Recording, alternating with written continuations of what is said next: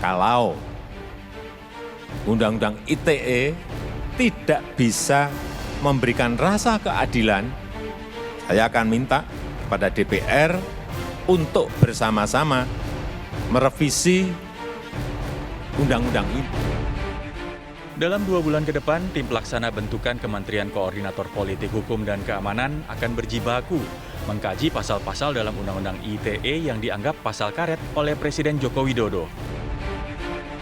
Sementara tim pelaksana baru akan mengkaji dan merumuskan perubahan terhadap pasal-pasal karet, Kapolri Jenderal Listio Sigit Prabowo telah mengeluarkan surat edaran pedoman bagi penyidik Polri untuk menindaklanjuti pelaporan kasus terkait Undang-Undang ITE.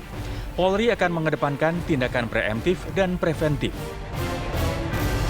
Dengan adanya surat ini, penyidik dituntut untuk bisa membedakan mana kritik, masukan, dan mana hoaks ataupun pencemaran nama baik. Ada 11 poin dalam surat tersebut. Salah satunya mengatur bahwa penyidik tidak perlu melakukan penahanan terhadap tersangka yang telah meminta maaf. Lantas, apakah langkah yang diambil Polri akan lebih efektif menangani kasus terkait Undang-Undang ITE ketimbang harus merevisi pasal-pasal yang dianggap multitafsir? Tim TV One mengabarkan.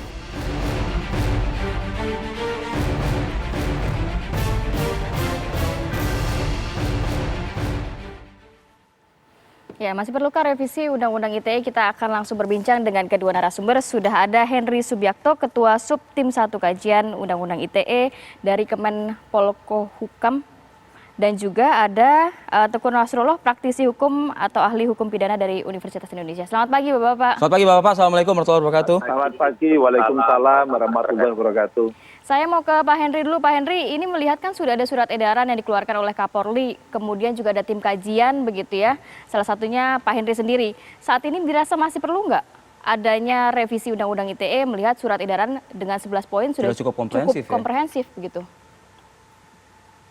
Mengenai revisi itu kan memang sudah merupakan amanah dari Bapak Presiden. Betul. Kalau memang kajian yang dilakukan oleh tim yang dibentuk oleh Menko Polhukam, ini nanti masukan-masukannya, kemudian juga hasil dari analisisnya itu menyimpulkan pentingnya revisi. Karena memang kan yang namanya undang-undang itu kan juga bisa saja kita sempurnakan, kita lengkapi, begitu kan? Yeah. Masyarakatnya yang bergerak terus, yang berubah terus, memang membutuhkan suatu undang-undang yang bisa menampung perubahan-perubahan itu. Jadi ya nanti kalau hasilnya simpulannya revisi ya revisi. Karena makanya kan sekarang yang kami lakukan adalah menampung, mendengarkan suara-suara dari berbagai pihak, termasuk dari para pakar, aktivis, politisi, maupun juga mereka-mereka yang biasa terlibat dengan persoalan-persoalan Undang-Undang ITE.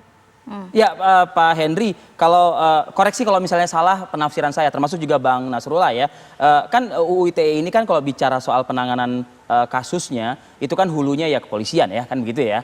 Nah tapi kan kepolisian kan sudah diarahkan oleh Kapolri melalui surat edarannya yang terakhir itu untuk melakukan restoratif justice seperti itu. Nah dari kajian sendiri, tim kajian sendiri melihat memang unsur yang paling banyak menjadi permasalahan atau gaduh lah bisa dikatakan seperti itu, atau ketidakadilan begitu, itu pada saat penanganan di awal ini juga letaknya. Ya kalau saya melihatnya itu banyak faktor ya. Artinya kalau kita bicara mengenai penerapan, ada penerapan yang kurang tepat misalnya, itu banyak faktor. Bisa juga dari aparat penegak hukum, kepolisian, tapi bukan karena kepolisian itu katakanlah tidak profesional. Kadang-kadang di lapangan itu memang faktor-faktor yang lain, tekanan, kemudian juga keadaan-keadaan yang harus mereka kadang-kala dalam posisi yang agak sulit dan sebagainya. Makanya perlu pedoman yang dibuat oleh Kapolri ini, sangat bagus sekali ini surat edaran ini, supaya mereka lebih firm ketika menginterpretasi atau menerapkan. Makanya kan tadi disebutkan di dalam surat edaran itu kan tidak langsung ada penanganan pidananya, tidak langsung ditahan, tetapi ada restoratif justice, ada mediasi, gitu ya. Didamaikan dulu, dimediasi dulu, misalnya begitu. Itu hal-hal yang kehati-hatian yang dibuat oleh teman-teman penegak hukum. Nah ini harus juga ada di kejaksaan, ada di mungkin nanti juga bisa saja pedoman-pedoman yang memudahkan orang memahami Undang-Undang ITE itu bisa saja untuk para pengacara juga bisa, untuk katakanlah untuk hakim juga bisa, walaupun intinya yang dilakukan oleh pemerintah adalah untuk ke dalam pemerintah. Ini lebih kepada kepentingan aparat pemerintah sendiri. Perkara nanti bisa dimanfaatkan keluar, itu persoalan lain gitu. Oke.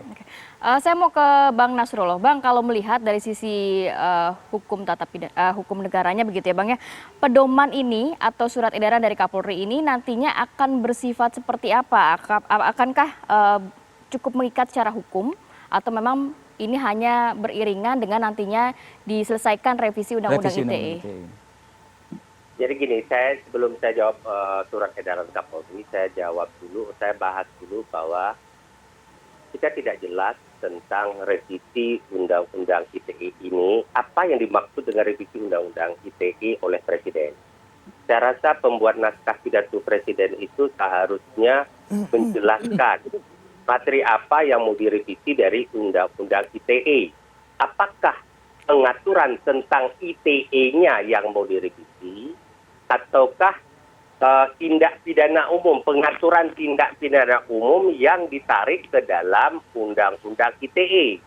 Nah, kalau saya nangkap dari makna yang disampaikan oleh Presiden bahwa Undang-Undang ITE ini banyak karetnya, maka kemungkinan besar yang dimaksud oleh Presiden itu adalah adanya pengaturan hukum pidana di dalam Undang-Undang ITE, pidana umum ya, yang ditarik ke dalam Undang-Undang ITE. Nah, ini saya ingatkan terlebih dahulu, mungkin Prof. Subiakto lebih tahu, tapi adanya pengaturan ini karena keadaan darurat, ya.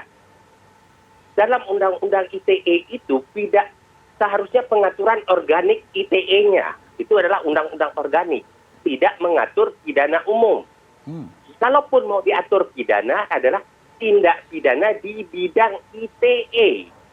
Nah, persoalannya adalah ada kekosongan hukum di KUHP kita dulu. Bahwa kalau orang melakukan pencemaran nama baik, penghinaan, itu sebenarnya sudah ada di KUHP. Persoalannya adalah kalau dilakukan dengan alat atau teknologi ITE, tidak ada pengaturan di KUHP, maka ditampunglah di Undang-Undang ITE ini untuk sementara waktu. Walaupun sebenarnya dari sistem hukum pidana itu salah pengaturan seperti itu. Nah, oleh karena itu, saran saya kepada Pak Presiden, kalau memang hanya ingin mengatur pidana umum yang ada persoalan di Undang-Undang ITE, maka percepat sajalah penyelesaian. Presiden itu mendorong DPR mempercepat penyelesaian KUHP, sehingga di sana ditampung penyelesaian masalahnya. Jangan tambal sulam seperti ini. Nah, kemudian tapi saya tahu bahwa kenapa ini di Undang-Undang ITE ada pengaturan pidana umum pada saat itu. Itu karena memang keadaannya memang diperlukan ada kekosongan hukum. Nah, sekarang pertanyaannya adalah bagaimana dengan itu, kan masih lama penerapannya itu. Kalau penyelesaian Undang-Undang ITE kan masih lama. Saya nggak tahu nih direncanakan oleh Prof. Subiakto ini berapa tahun selesainya. Apakah selesai setahun, 2 tahun? Timetable-nya ya Bang ya. Jangan sampai persepsi masyarakat, Presiden merevisi Undang-Undang ITE untuk kepentingan Presiden setelah 2024 itu persepsi masyarakat loh, ya, persepsi masyarakat, bukan persepsi saya. Makanya kalau memang penyelesaian diharapkan selesai di tahun 2021 ini sampai disahkan oleh DPR selesai di 2021, maka penerapan baru 22, 23 dan 24, ya, masih masa dalam kepemimpinan Pak Jokowi. Nah, namun masalah lain adalah Pak Jokowi ingin segera sekarang ini bisa political will, ya, politik hukum dalam penerapan Undang-Undang ITE ini mungkin dilonggarkan, nggak terlalu ketat. Maka timbullah surat edaran Kapolri. Saya ingin katakan, surat edaran Kapolri itu bukan produk hukum, itu berlaku secara internal di Kapolri sebagai pedoman dalam pelaksanaan tugas-tugas kepolisian di bidang penegakan hukum untuk tindak pidana umum yang diatur dalam Undang-Undang ITE, agar ada pemahaman yang berbeda daripada selama ini. Nah, memang gini, saya ingin katakan bahwa misalnya tadi Rizky kan mengatakan Kapolri dalam Undang-Undang ITE itu mengatakan untuk tindak pidana dalam Undang-Undang ITE ini yang sudah minta maaf jangan ditahan. Sebenarnya itu menyalahi hukum. Pengaturan seperti itu, ya, itu penahanan itu hanya 3 alasannya, bukan karena sudah minta maaf tidak ditahan.